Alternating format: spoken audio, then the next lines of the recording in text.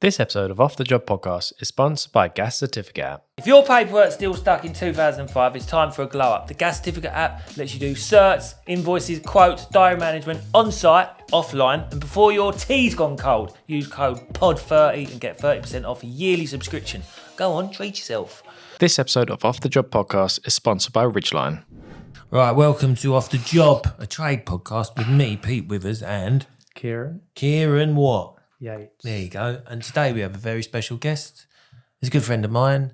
He's a professional plumber and prankster. It's Mr. Lee Marshall. Welcome. Oh, how you doing? You good? Yeah, it's all right. Thanks for coming on, mate. I'm trying to get you on for ages, you know what I mean? But you've been avoiding my advances, haven't you? No, I haven't. I don't blame you for avoiding Pete. Good to have you here, mate. You are a plumber, obviously. Yeah. How long have you been plumbing? On and off, 15 years, I reckon. On and off. Yeah. On and off. Why on and off, Lee? Why on and off?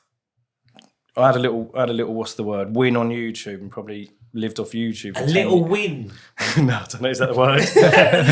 Yeah. I did. I didn't have to go and do plumbing. Like. Oh, really? Well, I don't know that bit about you. I know you've done like social media and that, but I didn't know about your little win. What do you mean by that? Like, little win? I like to get to know about the little win, to be honest with you. No, I guess YouTube done all right. I had some good videos go off and kind of had a good go at YouTube for about 10 years. Yeah. It's a long old time, mate. That is a long old time. What made you get into the YouTube? And it was pranks, wasn't it, mainly you done? Yeah, pranks. But I think it relates back to my mum. I remember running home from school about 14. I'm running home, I'm knackered, I'm in the house, like, my mum's like, Lee, yeah, what's happened? For some reason, I just come out with, I've killed someone. And then, Lee, no, surely not. And my dad's like, of course he hasn't killed someone, he just run home from school. I think I just loved public confusion from then. And just how my mum acted. You could say something to her and then prank her with a story an hour later. And she'd be like, oh, God, no. And I'd be like, I don't know, I just liked her reactions. It's a definition of like a wind-up, isn't it? You do it for the reaction, didn't you?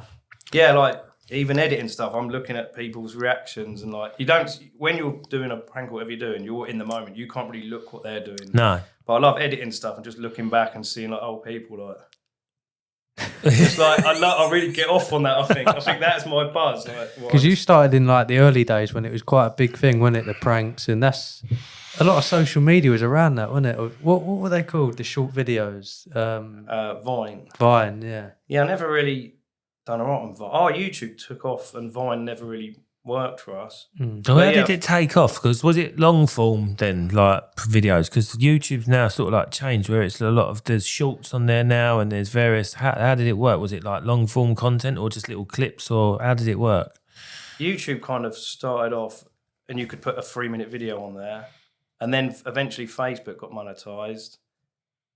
Then TikTok came later, but then YouTube made shorts, which was trying to compete against TikTok. But I think that failed as far as YouTube ever. Oh, what, doing the shorts on YouTube? Yeah. Yeah, I don't think that's worked as well. And so you started posting videos, and then what happened? Did one take off straight away, or was it a few? Then it took off, or how did that work? It must have been a good year and a half or something before one properly went off. I was getting like some good traction, 10, 20, 40k, 100k, but then one went off with me with a phone just saying something, and then these people just got like the most random reaction, put it online, and it just boomed to like my first one where it said like 50k likes and stuff. What did you say on the video? I was recording, and I said, hang on, let me try and remember this. I was like, I want the baby. Yeah, she wants the baby. Her parents are fine with it, but it is awkward with her GCSEs coming up next year. Like that. And then you had 3 people. I got 3 people in one go. The guys like laughed. The woman's like, and the woman in the middle, which was Laudie, went, what did he say? Like, it was just like, and then that gives you definitely like, from views and hits, like, definitely some sort of like dopamine bus rush you get out of it. Yeah. Because you've done some mad pranks back in the day, and it was sort of one of the ones that you think, damn, went a bit far on that. Yeah, because moved forward a year or so after that I joined Troll Station because I was meant to do a music video with them. Troll Station. Yeah. I never heard of it. I've heard of it, yeah. It's like a YouTube channel. It was on about 300k when I joined, and then by the time we left, it had over 1 million. But all my main pranks, like the girthy, Larry ones, were Troll Station. How's that working as a group? Like, is it complicated? I won't go into too much details, Yeah. but yeah, there wasn't set out paperwork where like this person turns up that day, you should get that money. It all got messy. Oh, was it a number of like creators that all got together, and it was this one? Was it a platform? It wasn't a platform, was it, or was it a page? It's a YouTube channel. It was a YouTube channel. Oh right, Troll Station YouTube. And there was look, some people have gone off from it, and like Nathan Brown on there, he does the reacting videos on TikTok now, and he's got massive. You see him like chilling with all sorts of random American singers and that. But I always knew like he was such a character, such a good actor in it. But he didn't really have a platform until he left Troll Station. And then he went off and done his own thing. Jarvo's obviously doing what Jarvo does. Those football invasions or whatever. Jarvo's mad. I met Jarvo, didn't I? That Yeah. night. I didn't realise. When he was standing there, I didn't realise who he was. But then when you showed me the videos that he'd done, I recognised the videos straight away. The one that got me was the diving one at the Olympics. Oh, yeah. He don't care. He's got a heart of gold. He'd do anything for anyone. But when it comes to like... Yeah. And winding up security or trying to infiltrate a building... Like, he's your man. You broke into quite a few. Was you involved in breaking into the building? Not breaking in, but getting into buildings and stuff like. I remember seeing like swimming pool ones. Don't know if you was involved in that. And yeah, no, they were good. We were meant to do a one-off collab with a guy called Ali Law, and then me and Jarvo got on with him really well, and we ended up doing loads of videos, and we're all good friends now. But yeah, the overnights. That was like a YouTube trend. It wasn't really my thing, but when all my mates were doing it, I'm like, I'll come there, I'll film it. Like, if I'm going to earn a few quid from it as well. Yeah. See, Jarvo he'd come along, not even film it. Then at the end of the day, when we've gone around, we're getting angles over here, recorded it on this phone, got this GoPro footage. Jarvo would be like, WhatsApp us, boys, can you send me all your footage over so I can make a video? We're like, mate, we're not your personal filmers. Yes, they were some mad nights. So you was making some pretty good dollar at YouTube then for a number of years. Yeah. And then the YouTube helped the DJing as well. Right, yeah. So I was getting my stage name was Disco, but still is. I'm still working on a little show thing. But that was getting me gigs in the clubs, like Disco Boy here tonight, like live DJ set kind of thing. So yeah. it's and hard. I'm sorry. No, I think that helped push the DJing and just like earned me money, which I enjoy DJing. So did you stop for a while, didn't you? All the pranks in YouTube and stuff. I think lockdowns got harder, and I got a bit. But like anyone, you sort of ride the wave for a bit while you can. Like you just ride it. You're in the moment. You don't really realise, and then like some people just carry on forever. Like absolutely. A lot of people took off through lockdown though, didn't they? You know yeah, what I mean? A lot of people on social media took off. I think there was a new wave of social media through lockdown where certain people took off just within lockdown because they had nothing to do. They was not at work, and then all of a sudden you got all these suddenly influencers popping up from fucking everywhere. Do you know what I mean? Oh yeah, definitely. I guess it's a whole new world that people thought, hang on, we can earn a bit of money sitting in our houses. Yeah, we had a go at it, but then our audiences were like, guys, we want to see you out on the streets. Not doing sketch with Jarvo. We've just seen you infiltrate a swimming pool, run past security, and now you're trying to make a sketch with your mate. Like, we don't want this. They want to see the crazy stuff, didn't they? Yeah. It's hard to keep going, I bet, isn't it? Like thinking of new ideas, and how do you keep planning, especially these things? Not easy things to do, is it? Yeah, I feel like ideas just naturally come. Like when I mean, you've done the old copper things, didn't you? You dressed as a copper and stuff. Yeah, so we've still got the police van, the police car, all the uniforms. Is there any chance of getting in trouble for that, like impersonating a copper or anything like that? Well, one of the videos we were going to do, I'll get back to about crazy videos that are like were my favourites. Yeah. But on this particular day in Troll Station, we were going to do riot police fighting each other. Yeah, because it's anything with a policeman, you can just... Do you know what, right? Was that your video where the kids robbed the police van? Yeah. I used that. I used your clip as on one of my videos without even knowing it was you before I actually knew you. I just remember seeing the old Bill van being taken over by these kids. I thought it was a genuine video. I just thought it was a real video. And I clipped it and put it in one of mine. I'll show you later. Yeah, what? So you got views? Yeah. Yeah. Yeah. So And you used to us pay to get Lee then. Yeah, you owe me some revenue. We'll talk about that after. I nicked it off you. There's only a couple of seconds, but I nicked it off you. No, Fuck it. everyone does it though. When people see it going on, we've even done it. Like we know, you see a random video floating around on someone's page. I know if I put myself in the corner and react to that, Yeah. that's on someone's page with 900 followers. I can react to that. People don't have to watch that original, and then I can earn a little paycheck. My one was this. It was about doing. It was about van theft, van break-ins, how to prevent it. And there were two characters, and one of them said, "All you got to do is you got to make your van look like a police van." That's what the idea was, right? And then no one will touch it. And then it went to your clip where the kids were just fucking smashing the car. Oh yeah. And then he comes back and he goes, "Don't know what to say." Do you know what I mean? Yes. You don't need a space-age toolkit for Ridgeline. It plays nice with the gear already in the van, so you're not spending extra just to make the switch. Yeah, what was you saying about that clip before P interrupted you? Sorry. What? You talking about the police, the riot thing, weren't you? Oh, yeah, that's it, yeah. Oh yeah, that. So yeah, police. Jarvo's absolute ADHD to the max. So before we've even started the film thing that we're going to do, Jarvo's bashing me over the head. I've got the helmet on, but he's just bashing me with the police baton, just like, you know, because that's just him. Like obviously, yeah, it's not hurting me because I've got the gear, all the riot gear on and that. But then there's this camera. I can't remember what street we're in London, but there's this camera like this big on a tripod, like going. I'm like, have you 101 this? They're like, no, just do it quick and then we go. I'm like, you. So we didn't even have a chance to do it. One of the cameramen or one of the other troll stations was like, police. I'm like, I always used to be a bit wary. Java didn't care. He wants a confrontation with the police.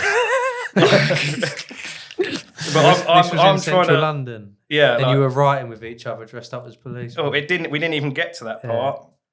And then the next thing you know, police have come from that way. I've tried running to my van, and then the police driving at me. They're coming from around this loop. Did you say you had a police van? We didn't have the police van then, but yeah, they were just like, they were going mad at us, get down, blah, blah, blah. Like, and then after a while, we're like, no, whatever. They were like, this must look weird, police arresting police. That's what you wanted, though, wasn't it? You wanted the police on the police in the first place. Looking back now, because you could record all that sort of stuff and people would be more intrigued. Back then, we never recorded half these clips. Yeah. Because we just thought, oh, we can't do our prank. But looking back now, police arresting police would have probably earned us a Brilliant, wouldn't paycheck. it? It would have been brilliant, yeah. But even when we got arrested for that impersonation of police with intent to deceive, even in the police station, like I feel like the guy that like arrested me was like a bit smaller than me. I was like, yeah, just come this way, please, sir. So basically, they're like, can you stop this? Like, Oh, what you was writing? yeah, like, Jarvo was over there. I was like, you're right, PC Jarvis. They're like, guys, can you take this a bit serious? But we did it. Oh dear. Yeah. What's some of the top? Yeah. Go on. What's some of the top crazy ones you done? I think my mum got a new car, and I thought, what can I do with her old car? Half my brain's like, that's a good little Renault Clio. Like, it's actually low mileage, blah, blah, blah. I decided I'm going to cut the roof off it for Black Friday. Like, we bought this, the scenario is we bought that much stuff, we can't fit it in the car, so we cut the roof off. But I was like, let's just go somewhere a bit quiet and do it. Like, online, you know, it looks a bit leery. Like, and then Troll Station guys were like, do you want to be the best? Do you want to look like whatever, blah, blah, blah. Let's go to the middle of Canterbury High Street and do it. So I already pre-cut the two pillars, like hired an angle grinder with a big disc cutting blade in it. Had that set up, like my mate's waiting in the car with the grinder. They come back, like James, like the Irish guy from Troll Station. Java comes back. They're pushing it all up Hanbury High Street. I pull up. I'm just wearing a suit because anything looks weird in a suit. And they're like, "Where have you been?" Like, and they're like, "How are we going to fit all this in?" I'm like, "Oh, I don't know. We're trying to do it. Like, it won't go in." And then I walk out of scene. They're trying to like. Then I come back. I'm like, "Oh, I borrowed this off a builder." Like, like just absolutely cutting the roof off. I'm thinking, all I need that roof to do is come up. I'm thinking, if I cut this and we can't get it up for some reason, but we did. Like, I just kept hacking at the pillars. Yeah. Got the roof up.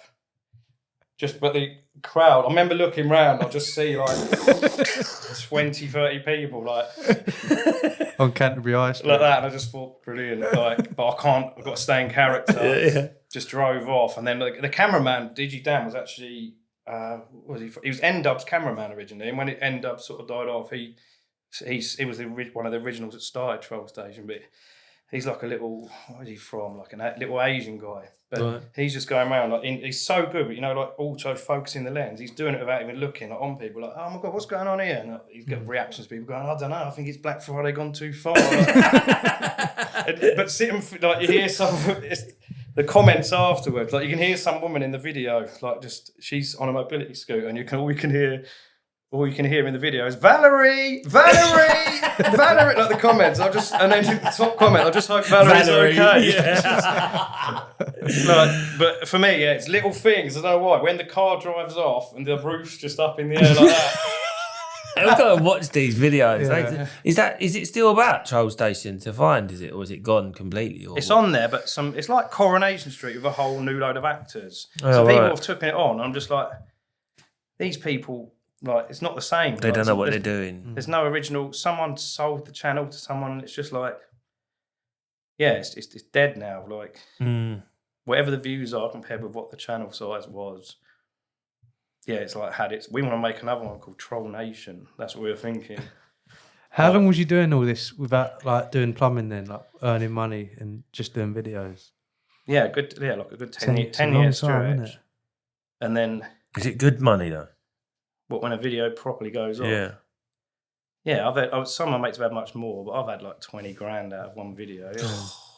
That's what, on YouTube? That was Facebook. I've never actually earned masses off YouTube. Facebook? Yeah, What? How many views was that then? You had to get for that? like 25 mil. Freaking hell! But back then, like, it was always around $1,000, $1,500 per million views. But I never see it like that anymore, which is why it's like there's not so much thing to want to go out and make videos, because you just know it's not going to financially. It's a lot harder, yeah. Is it not going to pop as easy now either? Do you think? Is it? Some of them do. I think the police stuff does go off sometimes, but then it's not disheartening, but just like, you just think all them views Should be more. But like, is it because there's so much more creators and people, and the adverts are every 10 views as opposed to like every 2 views back in the day? I don't know, but I like making content, like still actively doing it, but I just feel like I can't rely on it for an income. And then I don't know if you've ever had it where like your page has gone down, it's come up at the top saying page demonetized, whatever it says. I ain't had that yet, but I've had threats of it. But once you lose that demonetization, can you get it back or not? Is it gone for good? You can try, but yeah, you've got we've got a few accounts, so if one goes down, you can go to another. But then one account would always have real good engagement and be going off, and people kind of learn that you're on there. And then that one goes, and then sometimes you appeal and it comes straight back. Other times, like I speak to like Ali and Javo, their pages lost monetization for like 2 years and stuff, and then it's like come back. Like, Is it so what stopped after 10 years? How comes it all stopped? I think that would have been just before. When would it have been? Like, can't think what year it is. I think I just got a bit bored of it. The money had dropped off, and I was just. It left me a bit numb inside. Like, you're getting views, and it just. Yeah, like what's sort of the purpose? And is that what you mean, or? I feel like compared with when I first. When you was doing it, when you first started it, what was the thought process? What did you think? Where did you think you was going with it? Where did you see it? I can be a millionaire. Is that what you thought? Yeah, is that what you see? What was going to happen? maybe not that, but like you think, oh, I can live off this. I'm earning a plumber's wage, if not a bit more, out of just having a laugh with my mates. And it was a buzz. Like back in the day, like you got on Lab Bible, it seemed great. I'm on Lab Bible, but now Lab Bible's not even a Lab Bible like compared with what it used to be. Yeah, you're like hitting all these different pages. People just paying you to wear T-shirts and random things in videos. It was just all quite fun and exciting. And then random people, like I've got a DJ agent helps me out in Maidstone, and he's like, I've got this booking. Will you go to Wales? Will you go to Liverpool? It was all like quite So you're fun. in that hype of it, yeah. Yeah, and I knew the whole time, like nothing like that unless you really wanted it. At some stage you're going to drop off, because I felt like even the videos, I knew we were never that consistent. We could have done more. I was never like thinking this is what I want in life, like. But I was just kind of riding just going with it. Sometimes that's the best way, just to live in the moment, sort of thing, rather than put too much pressure on it and think this is what I'm going to do, sort of thing. Yeah, I think I've definitely done that. Just like rode the wave, had fun with it, and just enjoyed the money. Done a lot of travelling. Sounds good. Sounds what did fun. you do after Done the it 10 years then? Well, how old was you then at that point, though? Was probably stopped at 2023. What would I have been? I'd have been like 37. When you finished doing it. So you done it from the age of 27. So it's not a bad, What did you age say to do when that. I said about, why did you start after 10 years? You said you felt a bit, not empty. Like, what was the word you used? It wasn't fulfilling. I don't know why, but then it's weird because plumbing leaves you quite fulfilled. If you've had a bit of a day where you've done everything and that's leaking, you're like, oh God. Like, and you've done it all again. You're so pleased to get in the van, so pleased to look forward to the weekend, and kind of miss that. Like plumbing leaves me quite fulfilled. You do a nice bathroom or do something, the customer's happy. Like, get a bit of fulfillment out of it. But the videos just wasn't doing that at all, and no routine. I feel like some of the guys don't seem to care about that, but I kind of like a bit of a routine of structure. Some sort of direction where you're going. And then some guys had like earned off other videos, and other people were a bit more lazy in my eyes, and just like I was like, no, I've got stuff to pay for. Like, you guys might be able to sit around, but I still like, if you want to sit around and go to Dubai for a month, I can't do that. Like, I've got stuff to pay for. And Yeah. But was it a lot of pressure in that? Would you say, is it hard, sort of on your mind? And I feel like because I was a bit older when I started it, like I didn't really see it as pressure. I just thought, keep active, come on guys. And I feel like I was pressuring other people to like, because you need, when you've worked with a team, you can't just go out on your own filming. Like, you need your mate to hold the camera. I need another person to do this. He's got to say that to me for like the public to react. Yeah, and when people that's when Troll Station like kind of just fell apart really. And then like me and Java continued to be friends and that, but other people went off their separate ways. But even now, I'm still linked up with a couple of people recently, trying to work on something, because I do enjoy it. Probably just needed a bit of break. 10 years, quite a long time, and just constantly doing it. Did you go into plumbing again then after that? Yeah, I feel like even in that 10 years, there'll be little friends where they're like, oh, the plumber's quite me this. I was like, I'll do that. I'm not having them come around and think they can charge that. I still do odd little things, like still do my own brake pad. I used to do mechanics before plumbing. So I'd still do odd little bits for friends, like, like odd little jobs here and there, like the odd days if I was free, just like changing a set of bath taps and something like that. But was there anything you'd do different during that 10 years? Well, compared with how I don't know. I feel like I was older and wiser when it kind of went off. Like, I was always pretty careful with like saving money. I didn't buy silly cars. I didn't absolutely go to mad parties. I feel like all the travelling I've done was like still budget to a degree. I'd still like look what hotels are an all right price. Yeah, I wouldn't be spending stupid money in clubs and that. We'd have fun, but I feel like even if I was a millionaire now, still be careful. I'd still shop at because you value money, don't you? When it's sort of, if you don't have money, you value it a lot more. Yeah, I feel like it was good, but always like, but knew the value of 20 quid kind of thing. Yeah. So yeah, you said you went Australia as well, didn't you, for a few years? Went to go just on holiday and end up being there. Was that at the end of your YouTube presence? Pretty much. Yeah. You thought, fuck this, I'm going to get the fuck out of here and go to Australia. But yeah, I went out there with just to have fun. Went for a bit of a break-up and I was in New Zealand originally, and then everyone was like, "You'd love Oz," so I went to Oz, done 3 months there, come back, kind of had this like little. I don't even care. Yeah, I had this guy offering me a bit of work out there, so I went out there with some tools in my normal big bag. When I've come through immigration, I've literally got a Tesco bag with like plumbers, pliers, spirit level. Because I was thinking, if it does pay off, like I'll do a little bit of working for someone, whatever, for free accommodation. Yeah. As I've come through customs, they ask you anyway, because I've got a criminal record from silly things in the past, like some YouTube offences and bits. You have to sign that on the thing, so they always ask you what it was, blah, blah, blah. Even though that I've told them all in the visa applications, they always stop you. But then the next bit, they're like, "Oh yeah, just come this way, sir," because there was a big queue here. When I went through, he's going through all my stuff. This is when I was into a bit of comedy writing as well. He's going through all these notes. He's looking for everything through my main big bag. But he's like, "Mum, Dad, wanking." He's like, "What's it like?" Like he's reading comedy notes, and he's like, I'm like, he's like, well confused. And I was like, "Oh yeah, I'm just learning a bit of like comedy, trying to do a bit of stand up."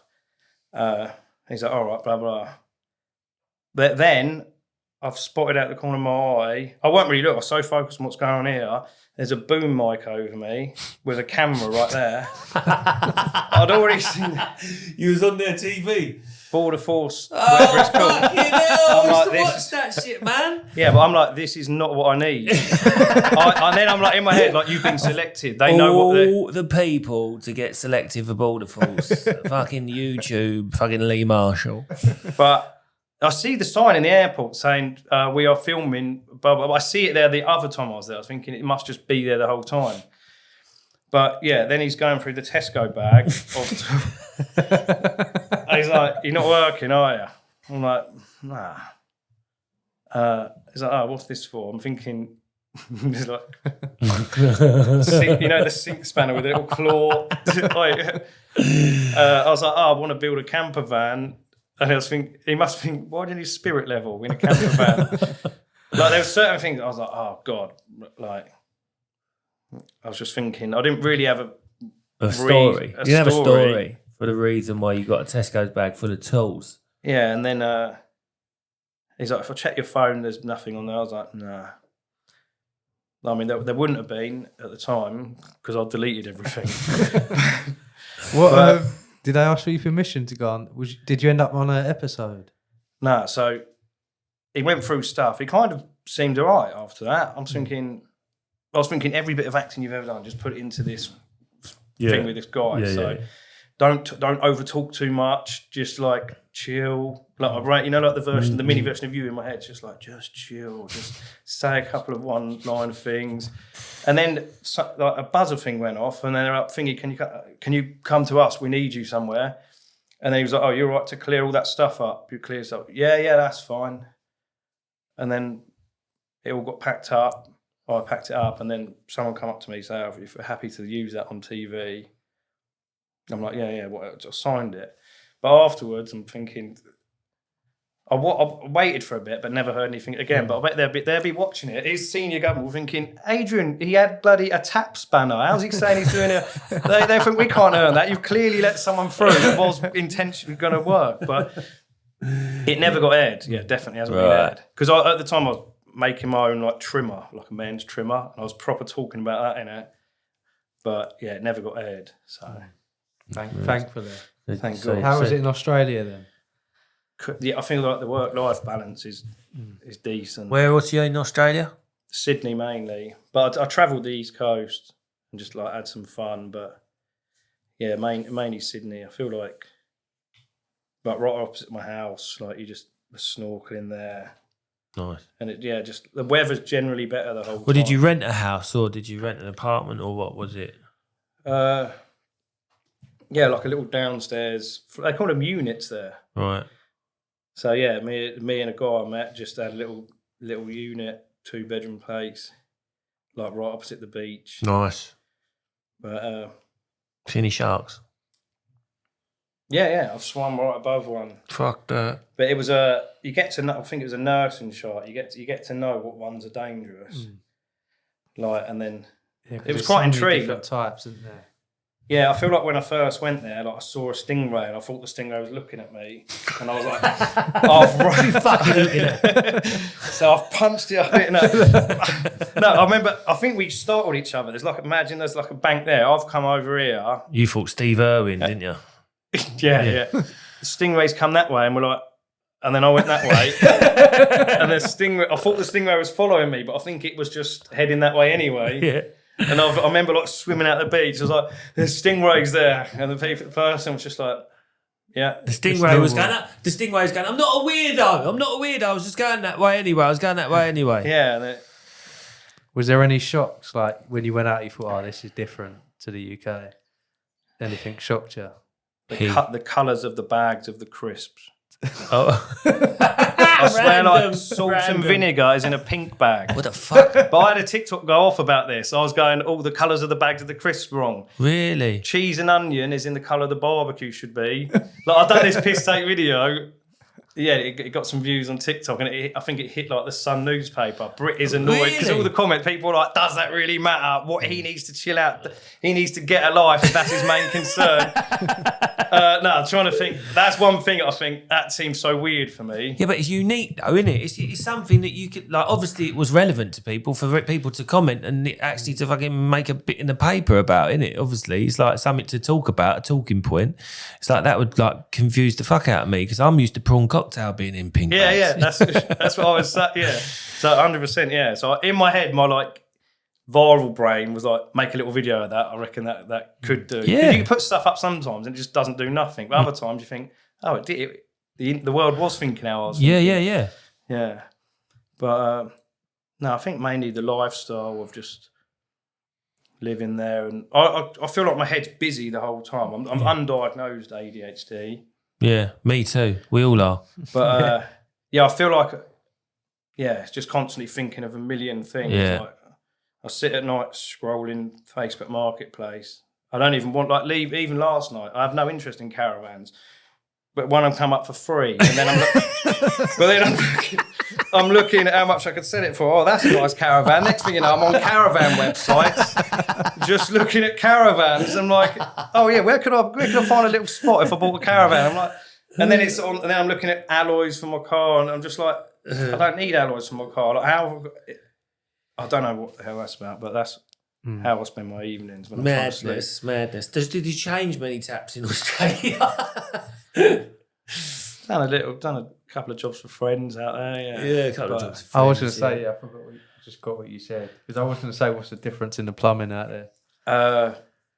So they don't have. I never know whether they're called boiler fix valves or baller fix. Ballo fix. Ballo. Yeah. Because they've got a little ball in them. They don't have them there. They'll have the threads, the same thread as like what's on a. They call them 19s there. What is it? 1/2 inch thread? What's the thread that a flexi pipe 15 will go on? 1/2 inch. 1/2 inch. You'll have 1/2 inch sticking out of a wall, and then they'll have these screw on things that you'd use like Teflon tape. Yeah. With an actual valve. It's like an actual tap under the sink. Oh yeah. That's probably the biggest difference. Whereas we just have little things that they'd need a screwdriver with, but no one really knows other than plumbers to use, do they? Yeah, I think we do have similar things now over here like that. We have valves. I think that's quite common across Europe and that sort of thing. What made you come back to the UK then? Hang on. Go on. Wait. So you obviously you come back to UK, but you've done stand-up comedy, because that's how I met you, through stand-up comedy. Yeah. Did you do it over in Australia? Yeah. You did, yeah. Is that where it started? No, I've done about 6 shows over here, like 5-minute slots. Yeah. And then the majority of kind of practicing and kind of working out who I am on stage was in Oz. Kind of the feeling comfortable stage. Yeah. Well, how did it differ in Oz? That's what I'd be interested in. How did it? Because I had a mate who had done a gigs in Australia as well. So how did it differ from over here? Similar. I feel like their personality is similar. Like they laugh at the same stuff we would, but I feel like English are much more dry. But then I think they like it. Yeah, but I think because you're different. Like you're different. It's like I always find like comedians who are Irish funny. Do you know what I mean? Now, when I watch Irish comedians, maybe it's different when Irish comedians are performing in Ireland, but I just find the accent funny. Even Do you know different what I mean? accents. The different accent, funny, when somebody's performing with a different accent, it makes it funnier. So does that work as an English person in Australia? Is what I'm getting at. Do you think they find it funny because your accent's different and you're performing it in that way? I don't know. I think because there's obviously in Sydney there's a lot of English there, so there's a lot of other English comics. Yeah, and I'd perform in a lot of like Irish bars and different things. But I think we're just a bit more drier and we're almost a bit more ruthless in what we say. I think the Aussies are a bit softer, but some of the guys you meet, you think, oh, well, you're out of hand, like. Yeah. But I think as a rule of thumb, like they're generally a bit more calmer and softer. But we're a bit more ruthless what we say and what we can get away with. Yeah. So what did you make? What made you think I'm going to go into stand-up comedy? From like this is off of the back of YouTube? Is it off the back of the pranks thing? Was it thinking, look, listen, I've got a brain that ticks. Could I put it on stage? Is that what you thought? I think I went to a couple of shows just after lockdown, like local ones. And it's something I've always thought about. And even before I'd done my first one, it took me a year from seeing that to actually have the bottle to get out there and do it. Like AMJ was offering me a gig and I was like, oh, I'm not ready. I'm scared. And then I finally built up the courage to do the first one because it seemed terrifying. But I think with the YouTube stuff, like I used to like write the sketches, how I want like a punchline to be in that video. So I kind of understood the concept of like a punchline on a video and kind of had that idea of how it should work. But so I think just going to the local shows thinking, I reckon I could do this. I've got to give that a go. But how did the first one go? Surprisingly, it actually went all right. I feel like it's gone downhill ever since. But the first one, I couldn't remember anything I'd written. So I literally stood up. I had this notepad, but I'd written everything in order. So as I said them, I was just throwing them on the floor, saying like, yeah, that's that one done. And then they were laughing at that. But that's another story. But yeah, the notepad had been half chewed. I found it in my garage and it had been half chewed. And the bloke was like, what's happened to your notepad? It's got stains on it. I was like, it's not stains. I think it's just mouse piss and actual chewings where a mouse has chewed it because I found it in my garage. Yeah. And then after that, I was just like, anyway, that's that one done. Sometimes you don't have to. You're not even trying to be funny, but it's funny. Yeah. Like that guy that we see in Gravesend. Improv. Yeah, But then you come back and you carried on over here because that's like I say I met you. I think I met you in Dover. Yeah, I think it was Dover one. That's where I first saw you. Yeah, because my mate had asked me about you the day before. He's like, "Oh, you seen this guy?" Blah blah blah. I was like, I hadn't at the time. And then you were there, and then my mate's like, that's the guy I was showing you yesterday. And we're like, as you were on stage, you started talking something about plumbing. I was like, fuck, that's mad. Yeah, that is weird. Like, of all the people he could have showed me, and then you were there weird. the next day. It's proper weird, yeah. Proper weird. But then but now you've you come down to one of my shows, but you ain't done one since, have you? So I've put you off it, have I? Is that what you're saying? No, do you know?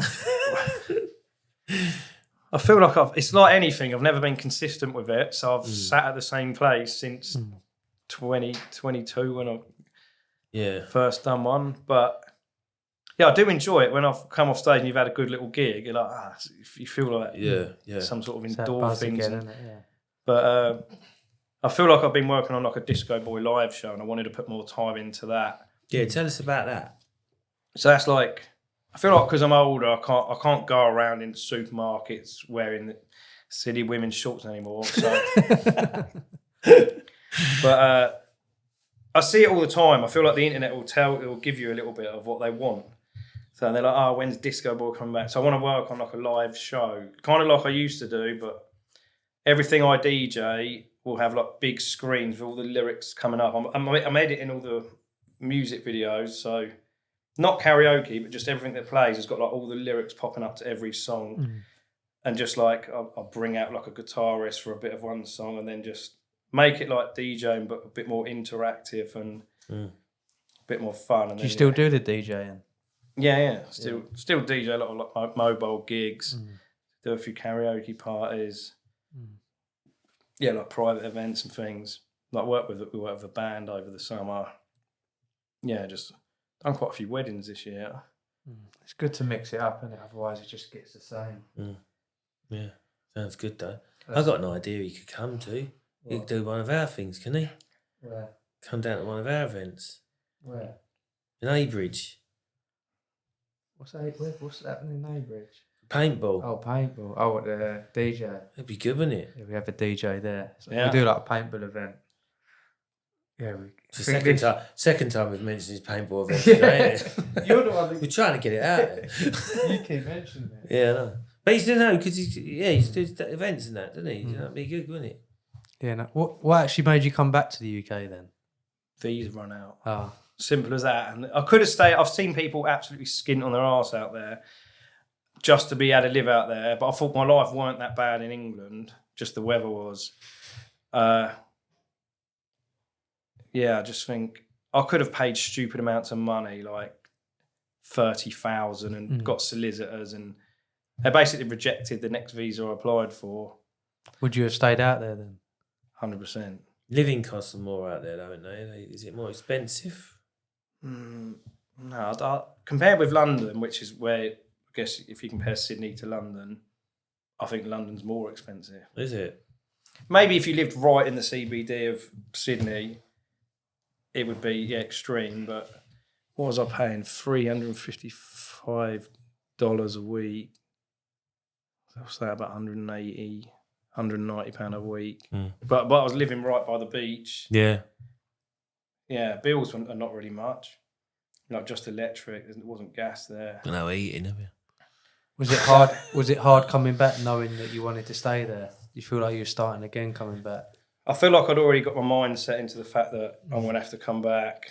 For the first few months, wasn't a fan. I was working out how to get there, applied for another visa, got rejected. But yeah, when you're around your friends again and bits and pieces, you kind of settle back in. But yeah, in the back of my mind, I think I'd definitely love to live there again. Are you enjoying doing the plumbing back over here now, though? Are you enjoying it? You said about fulfilment earlier, but are you really enjoying being back in the hot seat of plumbing again and going through that every day, 9 to 5 of being on the tools? Yeah, see, plumbing right now, when it's not. I worked for Thames Water when I first come back, and I hated that job. Like, the plumbing was fine; they were happy with that, but like a guy would turn up. I can't remember what they call him, like the inspector guy, and then he just chat shit to me, be like, "Why's your earth strap not on?" And the warnings for that, I've actually got them on now. The green shoe, the green trainers. He's like, "You're meant to have safety boots on." So I've got numerous warnings. Earth strap not here to here, and he's like, 4 plumbers have been electrocuted this week. I'm thinking, no, they haven't. And the spray, you have to spray all your tools with chlorine after. Where's your chlorine bottle? You're meant to change a tablet daily. And I thought, oh my God, this feels like actual proper work. And I'd always kind of done my own. Oh my God, what? This is what people really do. No, but it wasn't that. I'd always worked for myself before then, or had a boss so lapped that knows he can just leave me there. I'll get the work done to a good standard, and he's not looking over my shoulder or micromanaging me. I've always done stuff like that for people that know, like, leave him to it. He's fine with the customers. He's not going to mug me off. Like, he'll just get what he gets done. But having them on your case, and then 2 of them come out in one day once. I'm just like, and they're asking me questions about where the fire extinguisher is in the van. I'm like, and you're giving me prices for each one, and you want to talk to me for an hour, and they'd wait outside the house sometimes. I feel like the police were there sometimes. Like, I'm just like, and then everyone else had everyone else's van, because you go on a week course to like do it, and they give you like Thames Water certificates and water regs for this and that. For some reason, everyone else's van had restrictors on and dash cams, and so they were like, "Yeah, is your your van, how annoying is it being restricted? And one guy in the car room was like, yeah, I know, it's like 70 mile an hour. I thought, what's your one do? Like to someone, like, yeah, I can, or down here it'll do like 75. They're like, what's your one do? About 130. It is annoying, yeah. It seems to stop at about 113, 150. They were like, well, you're saying restricted. But the day it was meant to have go in, they were like, oh, I leave, blah, blah, blah. You're a restrictor and your dash cam's getting put in on this day. So I just drove the van back to the yard and left it there and never went back. Oh, really? Just took all my tools out of it. They phoned me, why is the van at the yard? I was thinking, have you not worked that out yet? Yeah. Like, So you didn't even hand you notice and you just left. no, just, yeah. I couldn't do it anymore. It's like, I've never really done the whole big drives into London and Yeah, it's hard. stuff like People that. don't realise how hard That is. A2's a The shit travelling, in it in the yeah. morning and all. That Yeah, is and a I'm- shitter. And trying to explain to them I'm not a morning person, like, didn't sit well with the company. So you're always late. I'm not, listen, I'm not ready for it in the morning, all right? You're going to have to bear with me. Like, I'll drive 113 and I should get there within a reasonable time, but I'm not really a morning person. At least you stepped into the real world a bit. No, I knew it was like that anyway, but like, I gave it a good go, but I thought I can't work for a company like that. It's so extreme to what I've ever had to deal with in my working life. Like, even when I was 16, I worked for a lawnmower company doing mechanics, and like the boss is out there, and we'd have to duck because he's got a BB gun at us. Yeah. And then upstairs, like, there'd be all these boxes of lawnmowers stacked like 10 meters high in the air, and we'd all be like shooting BBs at each other. And that's the way work should be. Forklift rodeo, like everyone hangs on the back of the forklift, and then Tristan, the guy, could get it on two wheels, and it'd be like the last person standing that hasn't had the bottle to like jump off it yet. When we started plumbing, we used to get like talon clips, and we'd get rubber bands, and we'd dip them in glue and light them, and just fire them at each other. And like bits of fucking flames all in the thing. That's real workers. That's real workers. What's your sort of long-term Plan now, yeah. Plan now. What's your long-term plan now, Lee? I think just generally be content and happy. I feel like I've gone through, get a bit deep and thingy now.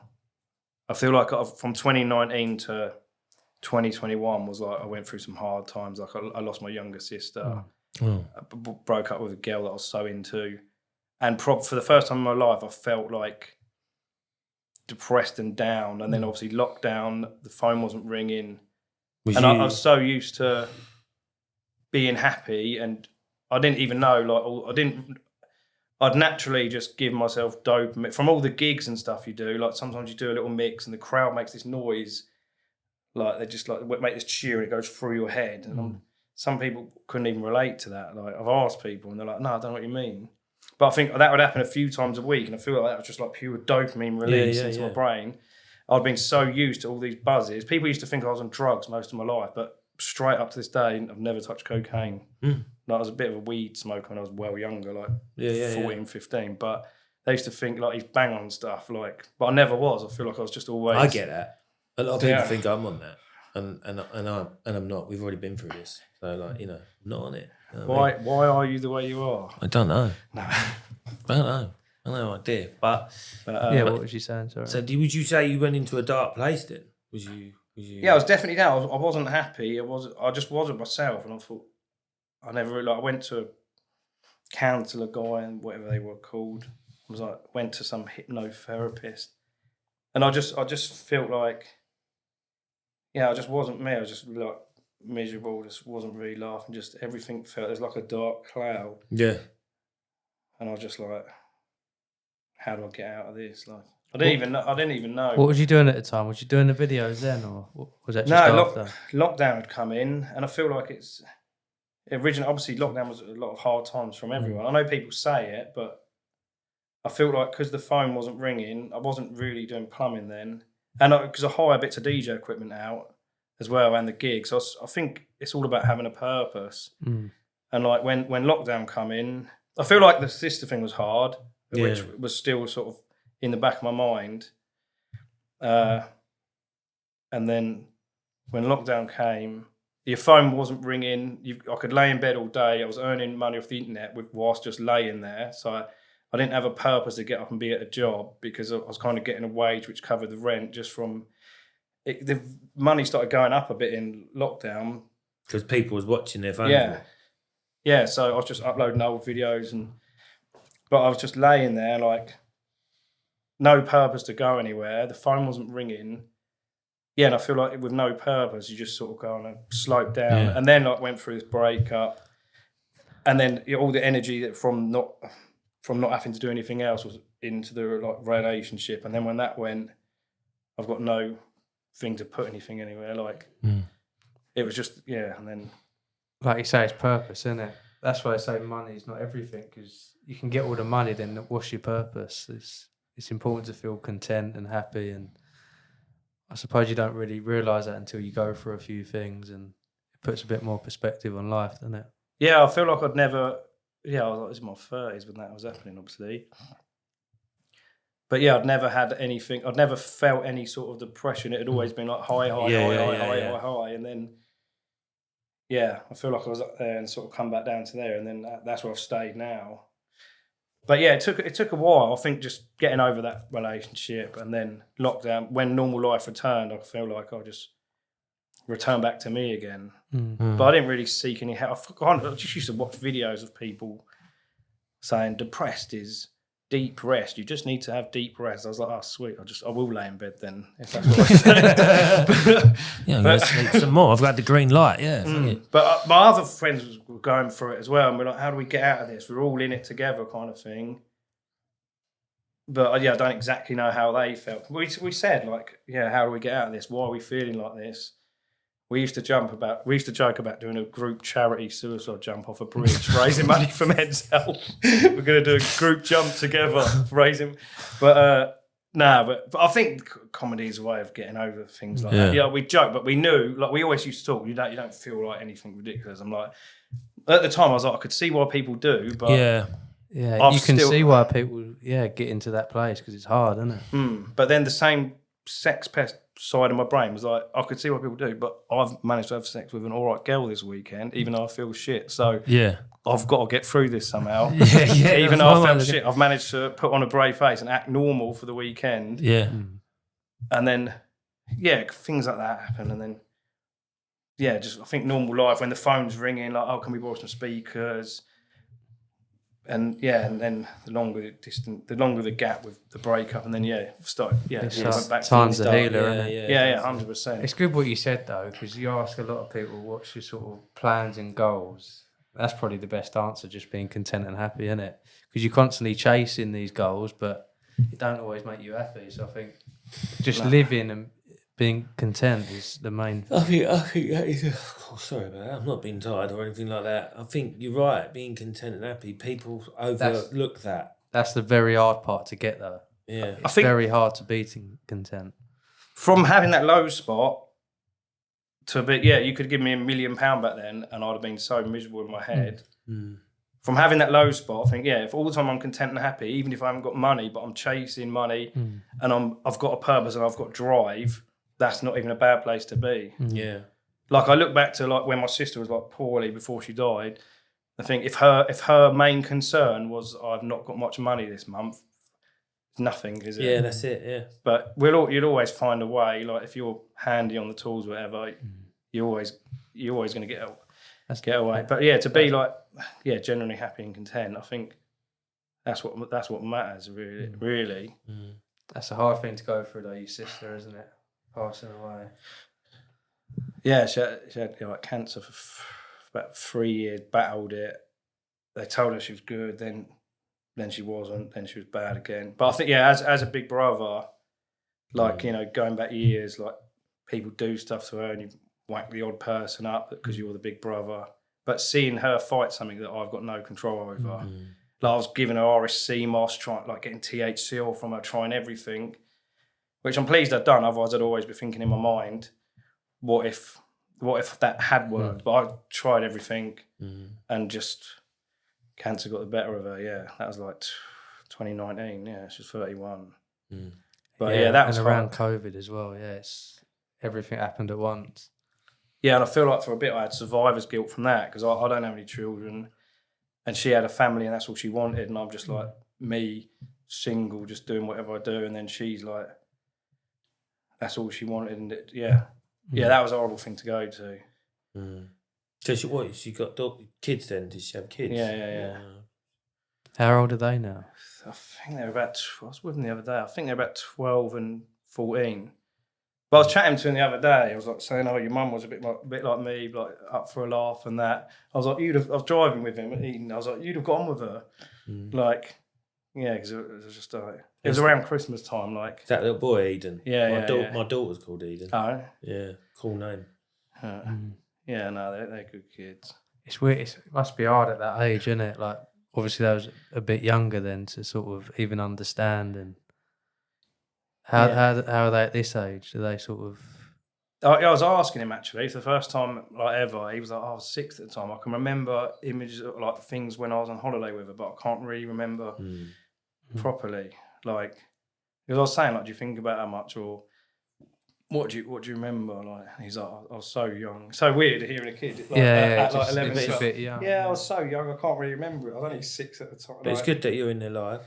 And do they know about the things you've done on like YouTube and stuff and all this stuff? Do they know about that? I think they know a fair bit.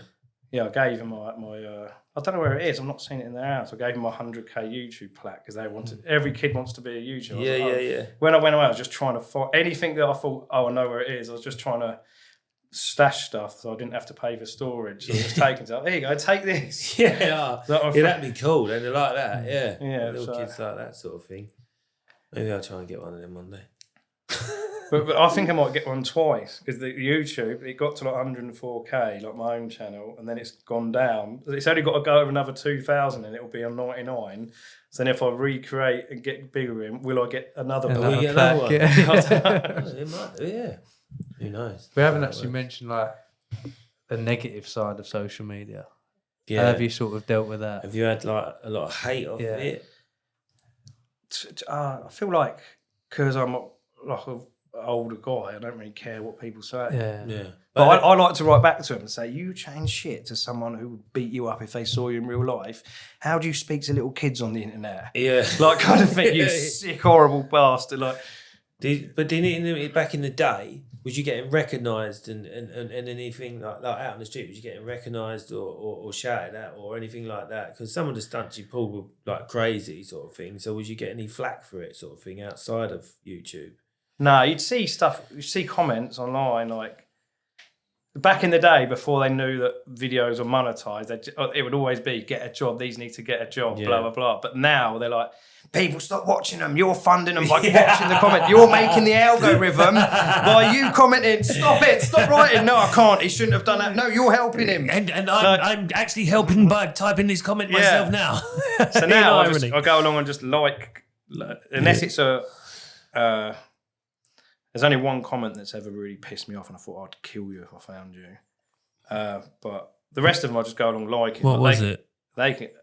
Someone kept writing on every video, how's your sister? I thought you evil little fucker. Yeah, that's the only person that I thought. Really? What a sick motherfucker. Yeah. But other than that, people can call me any name under the sun. Like, I feel like when you do that, you know who your friends are, you know the person you are. Like, so people can have their opinions and think what they like of you. Like, I know who my friends are. I've had a lot of the same friends in school. Like, I know me, so I don't really care how you judge me or whatever you say about me is irrelevant kind of thing.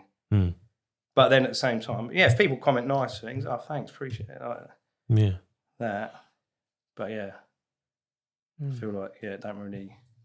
But in the street, one guy once said, you couldn't afford her, blah, blah, blah, blah, blah. He wanted this girl. She was chatting to me. That was, he kind of got a bit muggy. I thought, do you not know about the internet? I don't do it all for free. Yeah. Like, just because some girl has got a few quid or whatever. But other than that, I've never had anyone say any sarky remarks in real life. Yeah. But that's a good one, man. It's been a wild ride then for you. yeah, I've given people shit in the street, but not like random people just randomly kicking off at them. But the old, a few instances where I've seen other like YouTubers and bits and pieces and giving it to them. Yeah, There's always going to be conflicts, isn't there? I think that's good for that sort of for the world. I don't know. That's been interesting. Yeah, it has, yeah. I've learned a bit more about you. Did you want to ask any more questions, Kieran? Robbie, did you want to ask any more questions? You didn't ask one. I don't know why you're shaking your head. Robbie never asks questions. Bobby, do you want to ask any questions? No, he's not. They're all getting tired, aren't they? But no, mate, thanks for coming down. No, we really appreciate it. I hope to see you on the comedy circuit. Yeah, no, I will do. So I feel like I need some new stuff that you kind of get bored of saying your own stuff. Yeah, I know, but like you just make it. You got to do it. You got to keep doing it.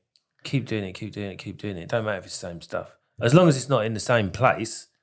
If you move about a bit, you can do the same stuff over and over again. I was going to ask one question actually about the because you mentioned, I think, when you put it in the calendar about being suspended sentence or something, like you must have been arrested a few times. What's been the closest of like a serious sort of thing you've done?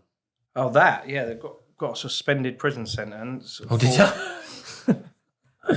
It wasn't even meant to be a prank. So Jarvo and James from Troll Station have got out. We're by Gravesend train station. They just got, I don't know what they're up to, looking over the bridge at something. And then for some reason my brother's left like a motorcycle balaclava down the side of the seat. So I've put it on, but I've got a selfie stick. And I've got out the car. I'm just like, get down now, like this, and like pumping it like this, like move down, hands in the air, arse up, turn round like this. But some woman's walking around laughing there. It's like clear, they can hear what I'm saying. I'm just like saying stupid stuff, but I can shout quite aggressively, you know. Like, next thing you know, what I know now to be a police firearms instructor was driven down off duty. Stopped by them, I run off like I was scared. When it stopped, I was like, run off. And then he stopped. Is everything okay? They're like, yeah, it's just our mate playing, just messing about. But it must have triggered something in this guy's brain. I've walked back up because I see him start driving. Then he swung his car in, started chasing me around. But say these mics are the lampposts. I'm running round, but he's not getting me there. He's running round as well. He's chasing me around, but our unwritten rule, if anything weird happens, just get filming it. So Jarvo and James know that, so they're just filming it. I'm thinking, are you setting me up for a prank? Is this? Yeah. But this guy's so good at acting. I'm thinking. So I don't know. I'm looking at them like I'm running backwards. Like I was a bit more fitter then. I was going, come on, mate, cardio training. I was saying in the video, I'm running, come on. Running around there. He's sliding around that lamppost. And then the next thing you know, he's got me in a headlock. I've got him in a headlock. Like, we're on the ground. Like, I'm like, get off me. Like, I've got his, like, it's getting, I'm by this stage, I'm thinking, he's like, I'm a policeman, blah, blah, blah. You didn't know who he was, that he was a policeman. I'm thinking, you can't be a policeman, because why are you doing that? Yeah. Finally, like, real police turned up. I got arrested for armed robbery.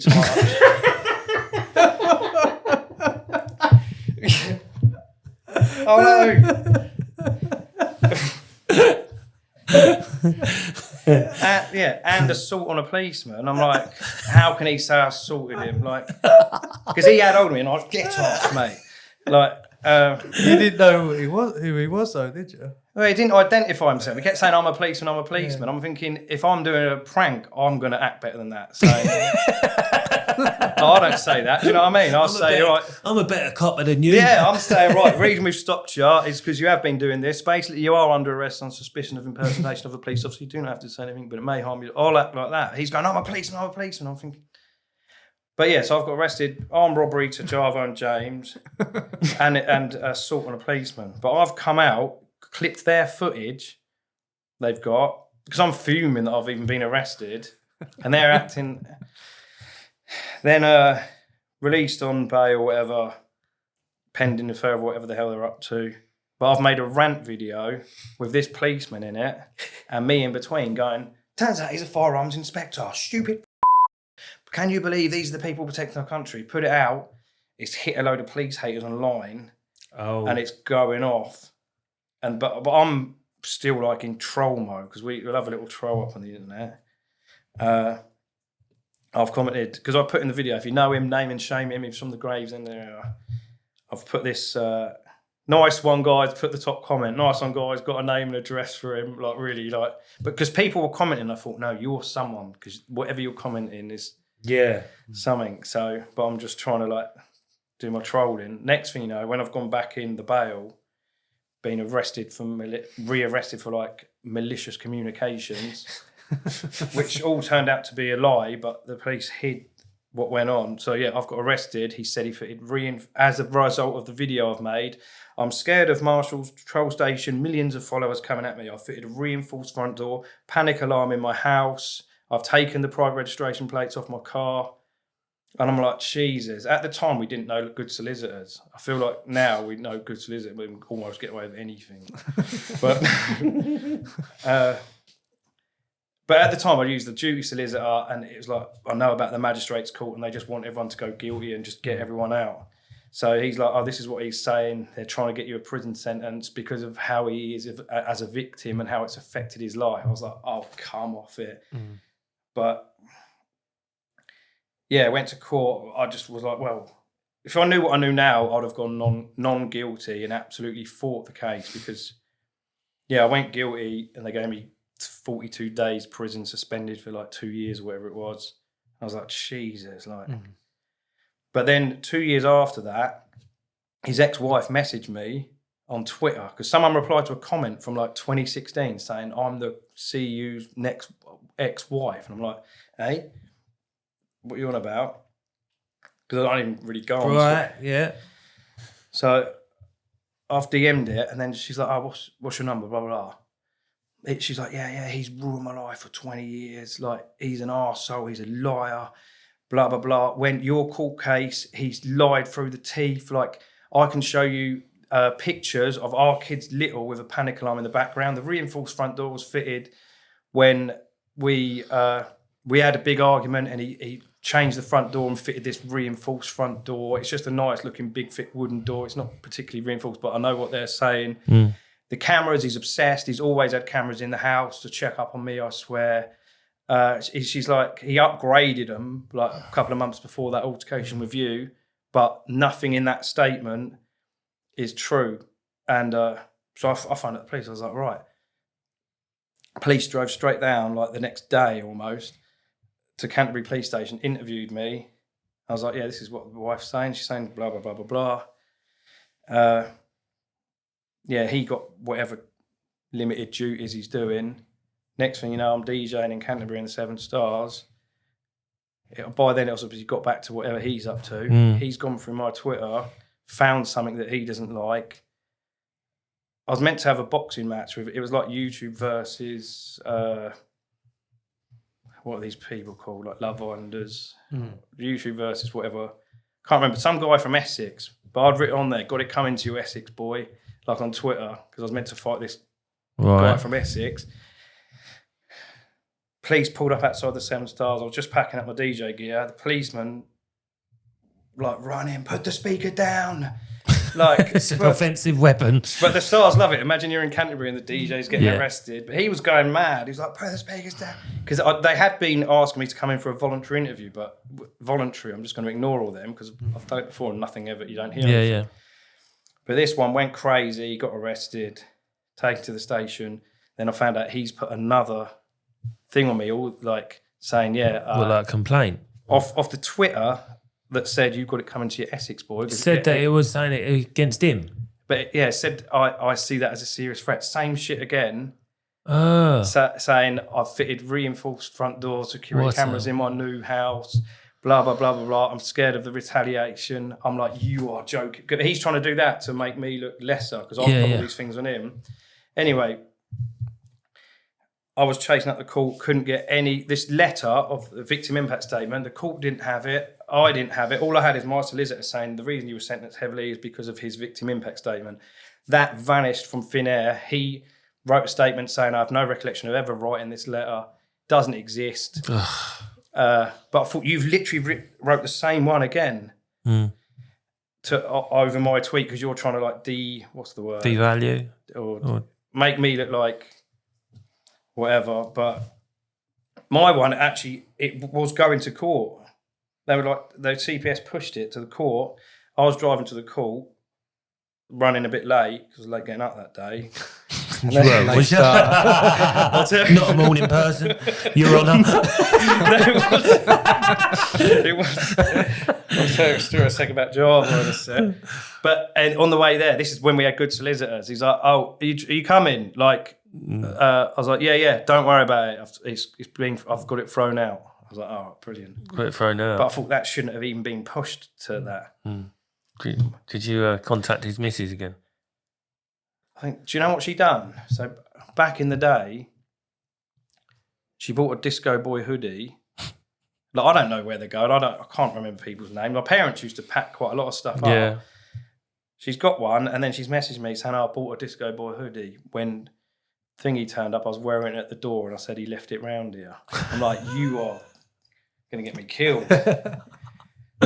But after that, because originally she'd contacted him, wanted me to prank him or do something. She's like, tell you where he'd be. I'm like, I am not getting involved with this person. Like, this person's trying to get my freedom taken away. It's been around you for like 2-3 years, was it? The whole thing. It's obsessed. But what was the Javo stories? So Trouble Station back in the day, they all end up in prison for a prank, which they put their own paintings on a wall and then pretended to rob their paintings. I was meant to turn up this day with the speaker because my stuff was about music and speakers. But I was actually like, no, but this worked in my favour.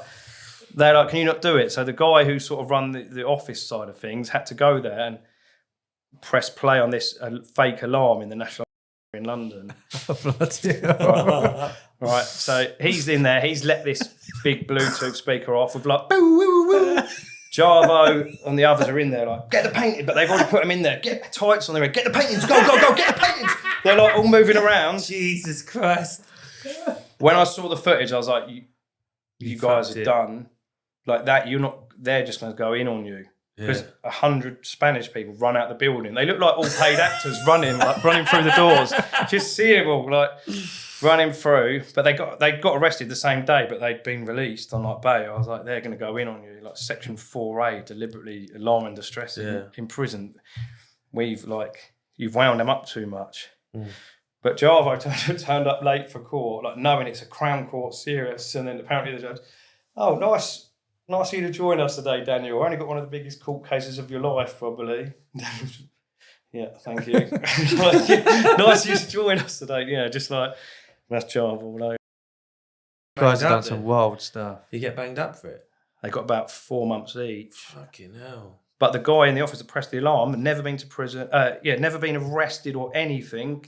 He got prison at the time as well. So that could have been you. That would have been me, yeah. Would have been, yeah. But you woke up late, so it was fun. But saying that, they looked like they had fun in prison. They was doing on the back end of Where'd they go? Maidstone? Wandsworth. Fucking hell, Wandsworth. Fucking hell. They weren't one who shagged that fucking prison guard, was it? Yeah, I see. They look like they had fun. No, Jarvo said the first night he's in the holding cell, he heard like he looked out the window, big bag, and realised that's what goes on there, like supplies coming in. Oh, really? But like everyone knew him in there because they're all watching the TV. Like people I know have been there. Like, I know more what's going on the outside when I was than when I'm in the outside because I'm watching TV of everything that's happening. But they had fun. They done some pranks in there and stuff. They just got phones in there. They uploaded whilst they were in prison.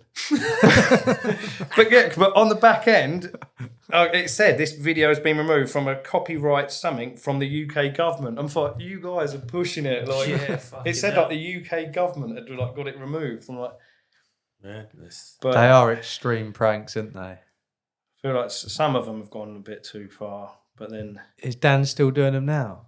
He's obsessed with like dressing up as the players now and just going out, lining up with random. He's done like the England team, All Blacks, New Zealand. Can't remember what the latest one was. But yeah, it is funny. Does he do his own YouTube and that? And does he? Yeah, he does. But I think most of those views for that sort of stuff pop off on like Facebook and stuff. Yeah. So does he go out on his own now and do this stuff? It's kind of there's a secret person working with him. Okay. That infiltrates the buildings. But he gets him. He's got a couple of pending court cases. They're really trying because they don't like it because it's an embarrassment for the Security. Yeah, like he gets on. How does he get on the pictures and that? Sometimes it's like no one's even noticed he's got there. which is mad. Like I know how he's doing. It's just pure confidence. Like put the uniform on, just stroll out there like you're meant to be there. Like, but it's like you become a victim of your own success. They suddenly know him. Like one time he went to go out and he said, as soon as I come out the toilet, the lady was like, "It's that guy," like that, and he's just trying to run. But yes, there's a lot of ones that behind the scenes just haven't worked. But for those ones that have worked, it's just ridiculous that he's just time and time again managed to get like lined up with it. I can't remember what the last one was. It was quite a big one. Yeah, but it does crack me up when he's just... Yeah, he got on the rugby, didn't he? What other one? What was the Olympics one then? I didn't see that. That was Troll Station days. I think Tom Daly was on the diving board below. It's funny because that one, yeah, he's taken such a height drop for such a big guy. He has done some of them overnight because Jarvo's not the most like flexible thingy person. He's taken this fat height drop, jumped down, just run up there with the security chasing him, and then there's like a bit of a scuffle, and then he just managed to dive while the audiences are there, and then. But, it's crazy. Yeah, no, it is a nutter. But the phone one would have been good, which didn't go ahead. Like, mate, I don't even know if I should probably be talking about that. But it's in the papers anyway that a phone got into the Houses of Parliament. Oh. It was under the desk, but we think it fell off like an hour before Keir Starmer's speech. Big Chinese phone, 40 days battery standby. Yeah, we think they were cleaning it and they put stuff on it and it was just enough vibration to make the phone, because he had another phone on test and that had fallen on the floor as well. But so someone put a phone under there? Yeah. Like they don't, it's not, it's pending investigation, but... We probably shouldn't talk about it. It's public knowledge that like they were arrested for it, but they cell-sighted Dan's phone when I was with him. And got us off a moving train. They'd been tracking him, like they wanted him, but then he got bail the next day. But I don't think anything will come of that. It's mad though, isn't it? Because let's be honest, what he's doing. I mean, all right, it's security breaches and stuff, but it's not hurting anyone, is it? The stuff that he's doing is not actually hurting anybody. Like, all right, some people scaring people, like the security, like in a art gallery where people are scattering, whatever. Maybe that might be like, you might call it like. Irresponsible behaviour, etc. But it's not actually physically hurting people, is it? Do you know what I mean? It's not fucking people's heads up. That's probably why he ain't gone to prison for it all yet. I'm surprised. How many times have you guys been arrested? I don't know what the other ones are, but I know I've got arrested 21 times over the years. Yeah. Which and I think out of that 12 silly convictions or cautions or whatever they are. But the most serious one was the suspended sentence, which is always on paperwork it looks so bad. Like I've done like a drum and bass rave in a supermarket. Check out it. The title of I always think of the title of the video and then base the video around that. So that one's going to be unexpected drum and bass rave in the bagging area. What, you've done that or you're going to do it? Done it. We only went there. This was near Portsmouth somewhere. And people said go there because I put on Snapchat, we're doing this. Anyone want to come down? Like a group of people turned up and said, don't do it in there. Come to Asda. It's an old boy on the checkout. Our old boy doing security. They weren't doing nothing. Went in there. Security went mental. Even the staff was headlocking the people. Like it got crazy. People commenting in the comments, I work in a supermarket and these are paid actors. They would never act like this. Like they were going crazy. So I got in the middle of two guys. Because then, obviously, I kind of know, like, I'm there for, like, good times and fun. But when it's all got out of hand, you've got these random people that I've just met that were up for doing like coming in the bagging area, just sort of doing this. They're now pushing the Asda security, and I'm like, Yeah. Oh, this wasn't meant to go this way. yeah, and it's got really out of hand. But I've already seen the Asda security run straight in and headlock up my mate, like who's just dancing. I'm like, oh God, like what is this guy? That guy can't just headlock him. Like that's in the security world, you can't just be headlocking people. So yeah, I've got in between two people and like break out, come on, go like this. And Asda matey here has said that I hit him, saying that whether it's a push or a punch, you still hit. I was trying to break it up. I said in the call, like, I know the system's corrupt. Like, if you want to give me an offence for that, whatever. I know I didn't push him in my head, so that's all that matters. But if you want to fine me and make me guilty for that, you do what you've got to do. Because whatever. Yeah, they did. But that was on the appeal. I tried to appeal it and lost again. Because I need my head. I know, like to this day, I didn't try and punch him. I was trying to genuinely break up an argument that was getting out of hand. But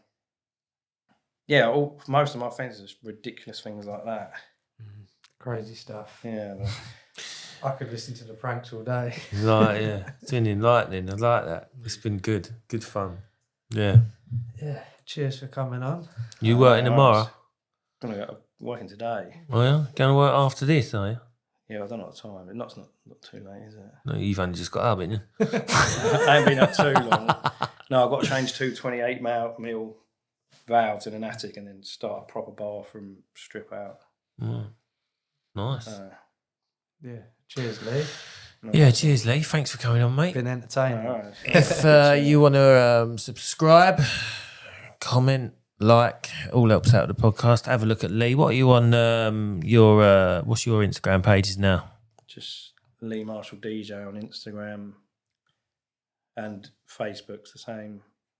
Yeah, and YouTube's the same. Yeah, just Lee Marshall. Really. Look him up, give him a follow, and is there prank still on there? On your pages? I still clip old ones. Kevin, we've done some new stuff lately. Yeah, so if you want to have a laugh, have a look him up. Yeah, Lee, thanks for coming on, mate, and we'll see you soon. All right. Cheers, bro. Have a good one.